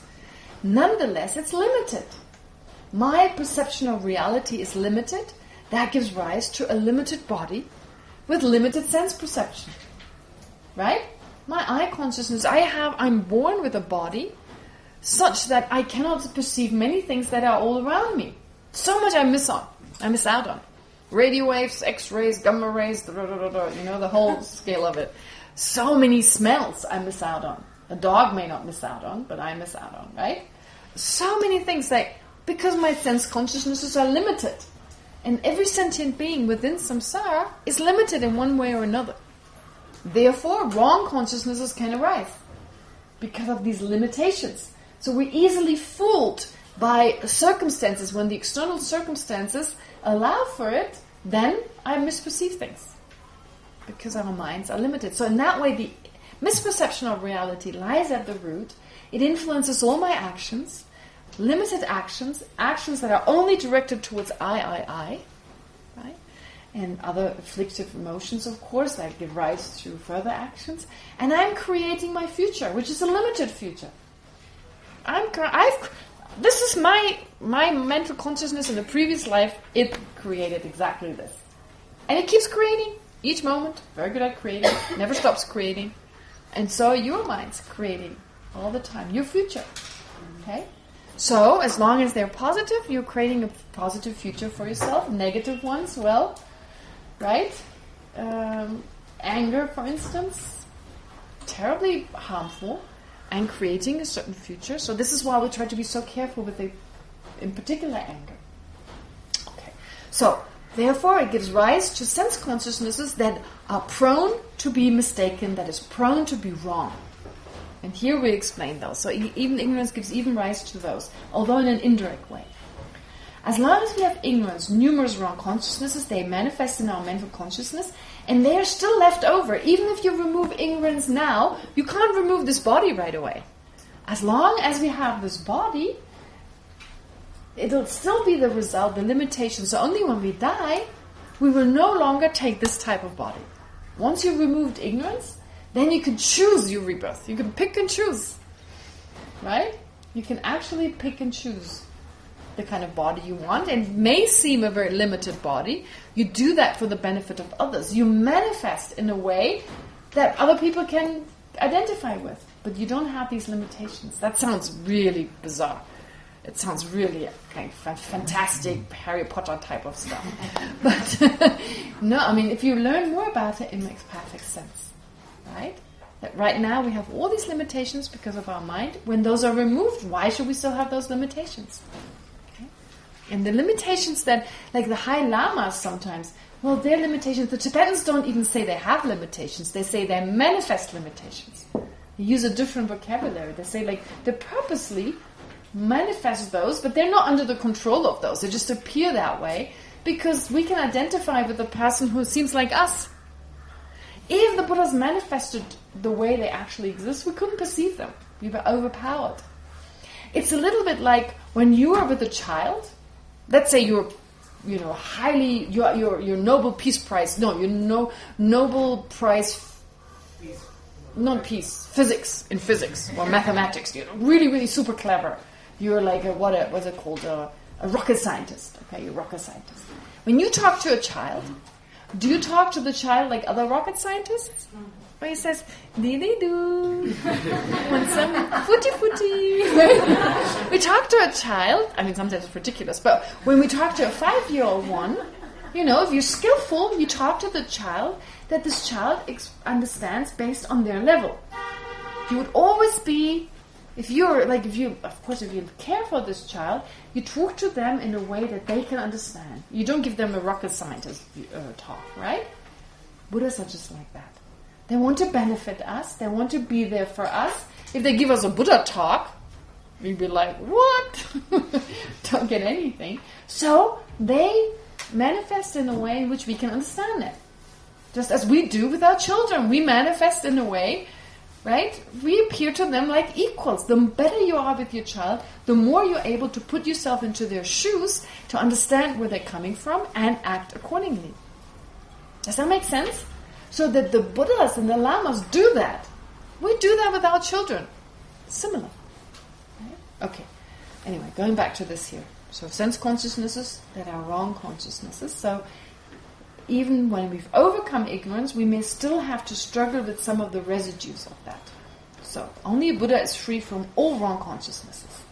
Now, when we talk about sense consciousnesses that are wrong, regarding the temporary causes of wrong sense consciousnesses, there are 4 temporary causes of error. The cause of error existing in the object, the cause of error existing in the situation, the cause of error existing in the basis, and the cause of error existing in the immediately preceding condition. This is traditional explanation, not hard to understand at all. It's very wordy, but easy. The first 2 are external causes, in the object and the situation, while the latter 2 are internal causes. Regarding the first 2 causes of error, the first cause of error, some objects can act as causes of wrong consciousnesses when they closely resemble other objects.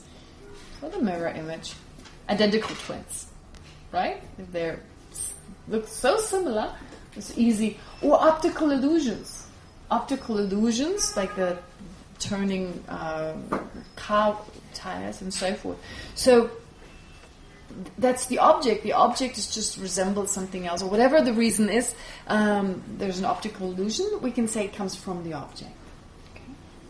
For instance, the reflection of a face in a mirror may be mistaken for an actual face, or a speckled coiled rope in a dark place may be mistaken for a real snake. Therefore, an eye consciousness that apprehends the reflection of a face in a mirror to be an actual face, or an eye consciousness that apprehends a speckled coiled rope to be a real snake, are wrong sense consciousnesses, the cause of error of which exists in the object.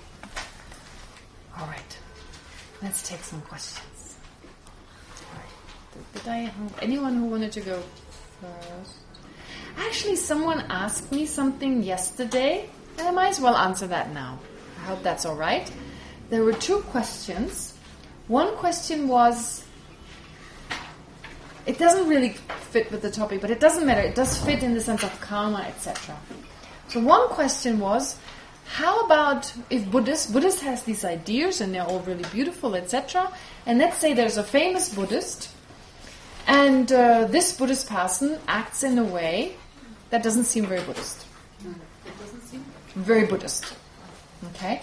The example that was given, it's a public person, Aung San Suu Kyi, right now, seemingly acting in a way, totally ignoring the Rohingya Muslims, as in like supporting possibly their expulsion from Myanmar, etc. So, what is happening? Right? What is going on? It's been shocking for a lot of people. I've been asked this in the West. Well, first of all, it reminds me of a reaction I had. My neighbors, their children, they're all grown up now, but they have a daughter. She's a Protestant priest, and her husband. Would you call that a priest for a Protestant? Right? They're both priests. And so... A reverend. A pastor. So they're both pastors. So one of them had an accident. There was an accident with my mom's friend. Their cars bumped into each other. And the pastor tried to cover it up. And my first reaction was like, but he's a pastor. How dare he? I thought he's a pastor. How can he cover up? And I thought, oh, wait a minute. Ooh, just because he's a pastor, pastors make mistakes. Buddhists make mistakes, It's like every time I make a mistake and people go, well, you're a Buddhist. I mean, the thing is, there's a difference between the Buddha and those practicing Buddhism, right? From a Buddha, you expect something different. From a Buddha, you expect certain actions. But just because someone follows a certain religion doesn't mean they're all the way, and I'm not saying this is the case in her case, but just in general. So we need to be realistic with our expectations of other people, because just being a Buddhist, it's really difficult to put this into practice. I mean, even if you're a monk or a nun, just because of the haircut and the uniform, doesn't mean we leave behind all our afflictions. Geshema Denzapama once said that. She said, look, when you become a nun, don't believe. She talked to the nuns, to us, the nuns in particular. She said, don't be unrealistic. The only thing that is different is your haircut, your uniform, and you have vows now. But don't expect yourself to have changed from one day to the other. Of course, the mind doesn't change that quickly. So we sometimes have these unrealistic expectations. Oh, now I'm ordained, now everything's different. Right? As nuns, myself, I was like, oh, now it's different. My expectations of myself, the pressure I put on myself was much higher. Which, of course, doesn't make sense. And my expectations from other people. So sometimes I see nuns in particular, when they're new nuns, and they're already a little bit older, after a while, they sometimes do bizarre things. And I was very judgmental, I would say, like, why would they behave like that? But then I remembered, it's really difficult. It's really, really difficult I can think of like one particular nun, she came from the West, she was really well established, very high position, etc. And then she became a nun, having to suddenly live here in India. Totally anonymous, like, everything about her identity, that was gone. She had this high position, no one even knew about it, right? So she became just an ordinary, so her whole sense of identity, she had to newly create that. She was just a nun, just another nun. No one knew anything about her. And it was hard. She had to live here in India now. She was not used to it. It was amazing, that she made it. So initially, it was difficult for her. It was difficult to be here. Monks have more of a support system because there are these great monasteries and even Westerners can enter them and there's space for them, there's facilities. The nunneries are much smaller, it's much harder. Sometimes the disciplines are much stricter. It's much more geared towards Tibetan women versus Western women. So it's really not easy. And once I understood that, I was less judgmental, thinking, wow, these nuns, that they took that step. I was much younger when I came. So that was easier. I had nothing. I just finished high school. So it was like, it was not like I just had high school. horror of high school. No, I'm kidding. No, it was just, puberty and all that, and that was just slowly kind of getting better, and then I became a nun. So it was easier for me. It was like there was this gap, and so no problem. Or less of a problem, still a problem, but different challenges. Okay? And I'm surely other people watched me and thinking, oh, she's a nun, what is she doing? I had those moments, and I just tried to suppress those. Anyway, so that is my point on just being a Buddhist, right? In general. So we're just human beings and we try our best. Everyone. Being a Buddhist doesn't mean a person. And sometimes I meet people and I think, oh my God, they're not even Buddhists. They're behaving much better, much more subdued than myself. Oh, I'm doing something wrong. Right? I mean, we have all these Buddhist techniques on not being attached and not being angry. And they may be atheists. They never hear about it. And they're not attached and they're not angry. Not like me. Just different. But then people like Aung San Suu Kyi, I've also been thinking about this. But I'm just wondering, I mean, how far is she actually... I mean, the soldiers are still very much in charge there, aren't they? The generals. So she's finally gotten out of her house arrest. And finally she's got a little bit. But how much freedom does she really have? I wonder. I mean, maybe it was like, well, do I go back 20 years of house arrest and go back into that situation? Or I kind of try and take that freedom to some degree, but I cannot speak out against this, that. I don't know whether she truly doesn't care about them, as it seems to some people. Or is she just, well, I'm so sorry, and maybe she tries to help them, but in a way that the generals don't know. We cannot tell. I don't know. I mean, it's like, people are very upset with her. I hear that again and again. It's on the news again and again.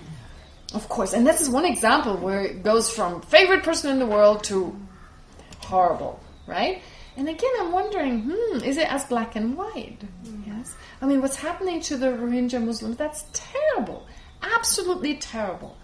I mean, it's totally like, it's awful for a Buddhist country that actually follows these principles.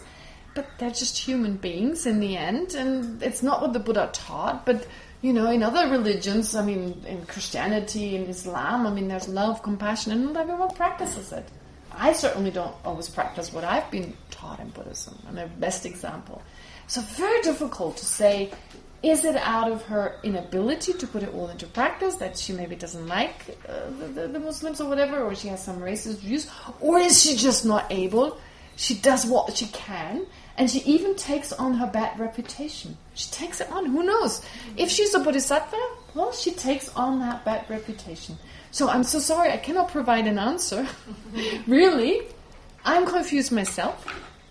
I don't know. When people ask me, I give them both opportunity. I try to research a little bit. Like, is she really, does she have the freedom? And the conclusion I came was, no, she doesn't. The generals are still in charge. Right? Okay, so that's one question that was asked. The other question was with regard to the Tibetans. Is what happened to the Tibetan, is that their karma? And in answer to that, yes, of course it is. But we have to say, when we say the Tibetans, what does it mean, the Tibetans? There's like each and every one Tibetan there is. And everyone has a slightly different experience, of course, of the situation of that happened in Tibet. Some suffered greatly, some suffered less. There's some Tibetans in Tibet, they come out and they tell me, I never even knew Tibet was so... They didn't know about it. For them it wasn't even a reality because they were born in Tibet and they never had a sense. It was always like that. They never suffered from it. Right? So to say it's a negative karma is also a little bit tricky because it depends on the person, how they experience it. Sometimes people ask me, is it a bad karma to be a woman? Of course not. It's not. It's not. Because it depends on your circumstances. Right? You can be a woman and you never, because of your gender, never have a problem. You can be a man, and because you're a man, you have a lot of problems. Maybe if you have 8 sisters and they kind of treat you well, it may be a real problem, right? It's possible. Who knows? So male or female, it's neutral, basically. That's kind of the karma that is responsible for us to be a woman or a man. I believe it's a neutral karma. But then all the circumstances, there are all these different karmas that ripen from moment to moment. Each situation has been created by a certain action in the past. And then it's like, this situation was painful. That's the result of a harmful karma, etc. Does that make sense? Yeah. So being Tibetan in itself, I don't think that is like in any way this, that, and the other, but the experiences they have. I actually once met a Tibetan who didn't want Tibet to regain freedom. Right? He liked India. He wanted to stay in India. He loved Dharamsala, and he wanted to. He's like, I don't want to go back to Tibet, right? He told me honestly. He said, like, I was born here. I love it here. I love Indian food. I love the Indians. I love the climate. I don't want to go back to this cold country and eat sampa and stuff. It's just, he was very Tibetan, very strongly identified, but he loved India, so he wanted to stay here. So he was not wishing for Tibet's freedom, so that all the Tibetans go back. So what is his karma? Does he suffer from the invasion? No. Right? So each and every person is different, and they experience it differently. So I think it's important, in general, we can say the fact they lost their country. And some, they suffer a lot. They feel uprooted. I met a lot of Tibetans, they tell me, it's just you feel like you want to go, but you can't go. Even if they've never been there, it feels like something is missing. But others don't feel that way. Others feel like it's perfectly fine. They want to be here. They like it here. And then there are those, maybe through their family, their influence since they were younger, always feel there's something missing, they want to go back. I don't even know whether they can go back. I mean, there are loads of Tibetans now living abroad. Very comfortable life. Do they really want to go back to a less comfortable life? Possibly in Tibet? Don't know. But of course Tibet is changing too. It becomes more comfortable, less hardships. Some people really like the Chinese culture within Tibet. To speak fluent Chinese, they don't have a problem. They feel they have enough freedom.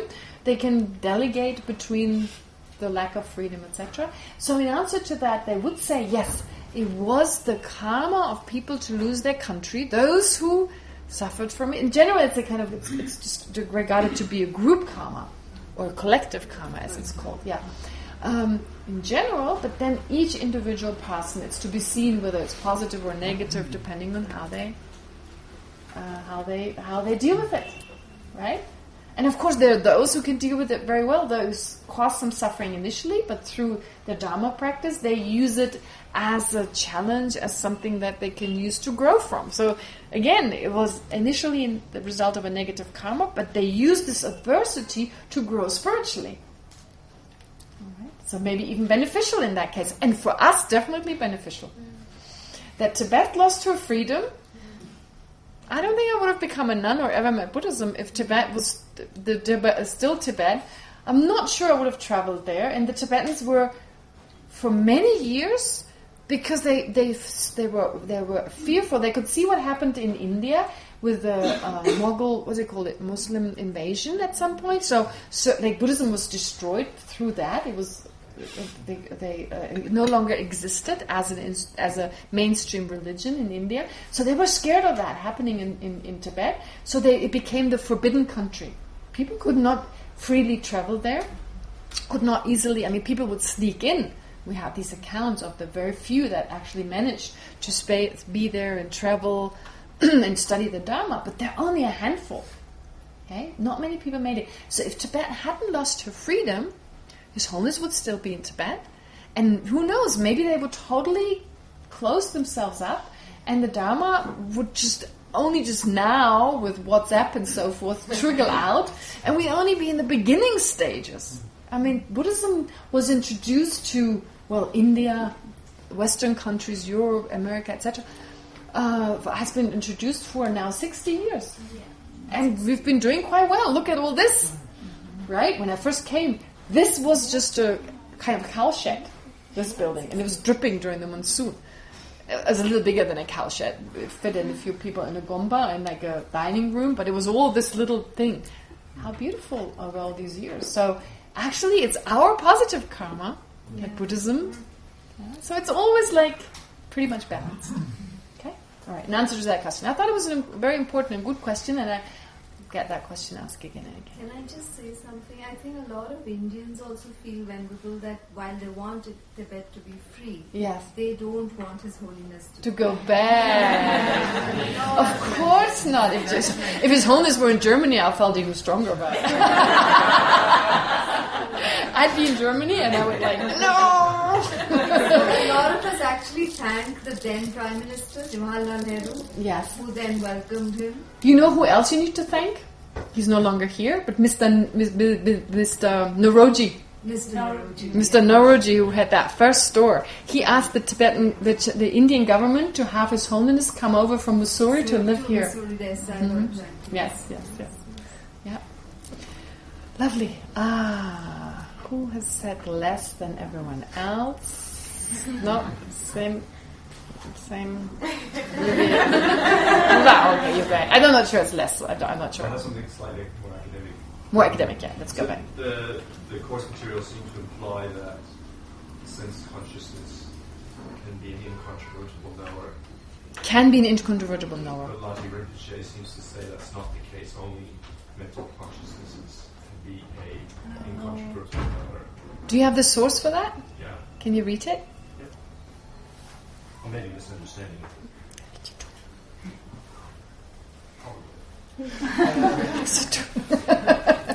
But let's hear.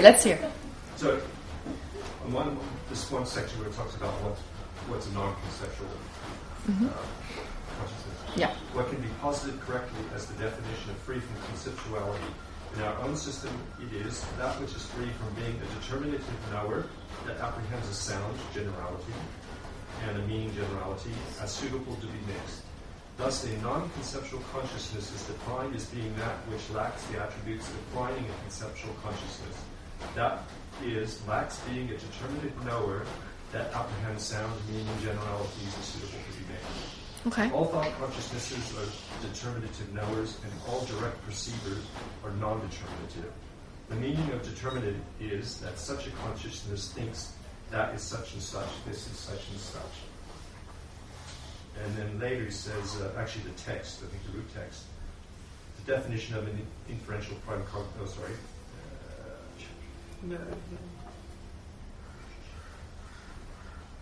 okay. This is talking about an inferential cognizer later. We'll talk about them. That an inferential cognizer is incontrovertible means that it realizes its object. It attains, gets at, an object with respect to which superimpositions have been removed. It is a determinative knower, that is, it is a consciousness for which there is a sense, it is such and such, which does not occur for sense consciousnesses or other direct perceivers, but only for thought. So where does it say the sense consciousness doesn't know? It's not a determinative knower, but it doesn't say that the sense consciousness is not an incontrovertible knower. Yeah, that's the thing. It seems to imply that the definition of determinative that's concept. is contradictory. No. It's like, if I say, for instance, because you're a man, you're a human. By saying you're a man, why are you a man? Being a man, why are you human? Because you're a man. But when I say, why are you human because you're a man, I'm not saying that women are not human. So here it's saying, why does it incontrovertibly know its object? Because it's a determinative knower that knows its object in this and this way. But it's not therefore saying that because it is an incontrovertible knower that a sense consciousness is not. It's just giving the reason for why an inferential mind, which is a mental consciousness, incontrovertibly knows, for instance, independence on reasoning. So it just gives you the reason for why it incontrovertibly knows. But saying that, it's like saying why you're a human being.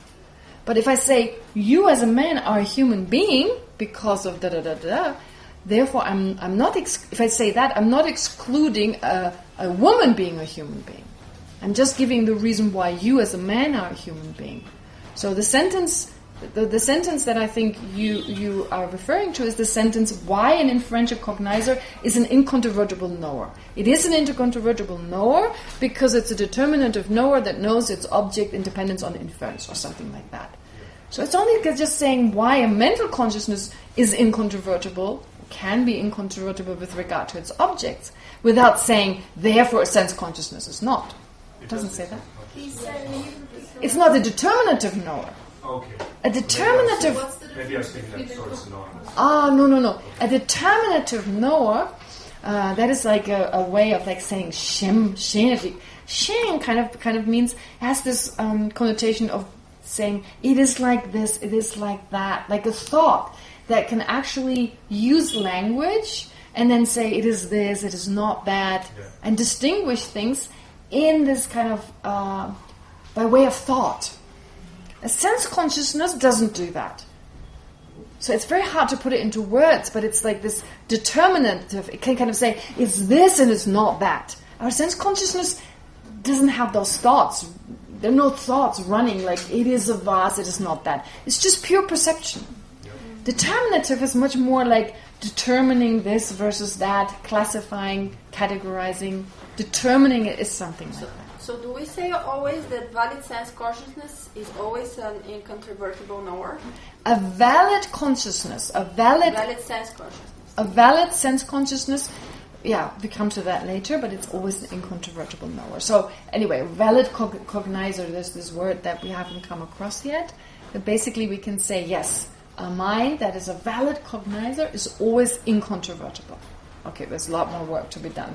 Let's move He this. says over here in the same paragraph, Venerable, that but only it is such and such, which does not occur for sense consciousness. Okay, sorry. Now, I need to interrupt you here because I just checked the watch. We continue with questions. Okay. We continue with questions, so your questions will be answered. So please go for lunch. Is that the right time? Yeah. So please go for lunch, and I'll see you after the break. And as I said, questions, you can prepare some questions. Thank you.